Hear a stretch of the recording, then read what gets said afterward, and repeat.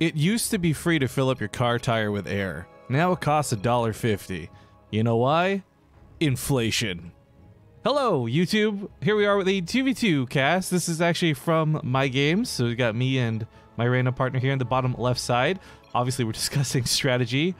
I do play 2v2 rather frequently, actually. A lot of team games, just super with random people. I don't usually team up for it. So first time running into this guy. Context, actually, funny enough, I just beat him in the previous game. So I guess he was looking for advice this one. And I was just feeling a little bit goofy. So I decided to go for a Battlecruiser rush, which is probably not great. Both of these guys are random to us. So at the time of me deciding this decision, neither of us knew what we were going up against here. But it is a purple Zerg and a teal Protoss Demon Slayer that we'll be going up against here in this game. Now, I should note really quick, because people often ask, I am on the 2v2 ladder, a high-ranking Masters player, but that doesn't actually mean much. I'm not saying this to try and brag. It really isn't, because 2v2 rankings are fairly irrelevant. But just to give you guys the context that this isn't some Bronze League match, this isn't some match with a bunch of random nobodies. So when he said he wanted to do what he does, you'll see here in about a minute, I was really wary and kind of cringing a little bit, because I'm like, dude, this isn't a good idea. But you'll see how this game plays out. Now, it looks like Teal may have been thinking of a cannon rush, but with 2 Terrans, opted not to. I had done this cute little move there. I'm not sure if you guys quite caught it. I stopped building to build a depot really quick just to keep the probe from scouting my base. This guy was really impressed by it for some reason. I thought it was a really basic move on my end. But the best part of not letting that probe into the base, unbeknownst to me, is there was a forge. There could have been cannons. This could have been a nightmare. The big thing I wanted to do, though, was make sure he did not see what I was going for. A battlecruiser is something you don't want your enemy knowing about. I had also scouted with the SCV to see what the other race was, because we still didn't know it was Zerg. But now that I've seen it's Zerg, it is the ideal and opportune opponent to grab a battlecruiser for. But at 2v2, you always gotta be a little bit careful. Again, we don't know if this guy's playing super defensive with cannons now. It's a little bit actually strange. And then this is his suggestion. He says, I want a planetary fortress rush. So, of course, my response is, yeah, it's a little cocky, don't you think? Like, I mean, this implication of this isn't a Bronze League match. You know, we're in the Masters League for 2v2. Do you really think you can pull this off? So I decided to be a supportive teammate. I'm just like, good luck. You know what? You do it. If you pull this off, I'll cast it. Guys, spoiler alert, we fucking pull it off. But what's great about it is our teamwork. All right, I'm just gonna throw out. This is not a tutorial on how to planetary fortress rush in a 2v2. If you do this on the ladder, you will likely lose out. Keep that in mind. But I love what this guy ends up doing for it. So game face on, he starts building the planetary. Well, the command center in proxy over here. He also does something really cute I didn't catch on to until a little bit later, but he's going to pull some SCVs with this, load them up into the command center, and use them to help repair when he decides to attack the Protoss base. Now, this map actually has your natural really set in the back, so it's hard to get in here. If you can't get through this front ramp, you can't get through for much else, so you can kind of assume most of the time, if you have that ramp covered, you'll be protected.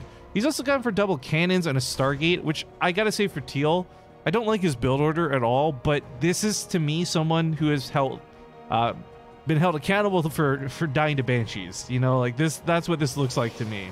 And the 2v2s, things can get a little bit cheesy, so I wouldn't be surprised if that was like a game he had just come off of, thus influencing this way to play. But the links come over here to help deal with the Reaper, a little bit of a distraction. My Battlecruiser will be starting here shortly, but this is what's kind of cute out of Ryu.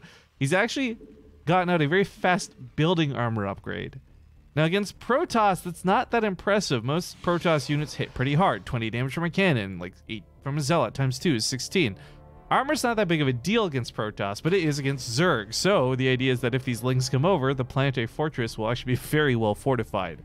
So he's got his command center finished up. He's got some SCVs being pulled. He's actually going to load them into the CC when he flies it over, acting kind of like a real ghetto medevac. I like the full repair squad. So he's going to end up trying to rally his command center up and around over here. This will actually time out well because I'm going to have my Battlecruiser pop out. So I said, screw it. If he's actually going to commit to this wild, strange, crazy strategy, I'll get my Battlecruiser out and play. So instead of going to the Zerg, which I got to throw out there, guys, real quick. If I teleport right to the Zerg, I think it's a free win. I don't know that he has no spore crawlers, but he's got limited queens. He's gone for these lings. They're trying to get a backdoor attack in very clearly. He's, by the way, brought some backup boys, as he says, 2 tanks, 8 marines. This will be really nice to support his drop. But the rock, unbeknownst to either of us, is being attacked. All the units are over there. I teleport up here. And because of this, none of the enemy's units are in position to defend. I also end up having a sweet repair squad right underneath this battlecruiser. It works out really well, so I can just focus down the cannons all lickety-split. The lings come in. My battlecruiser in turn can help cover the drop. It deals with the oracle, picks off the lings, and the planetary fortress is actually going to go.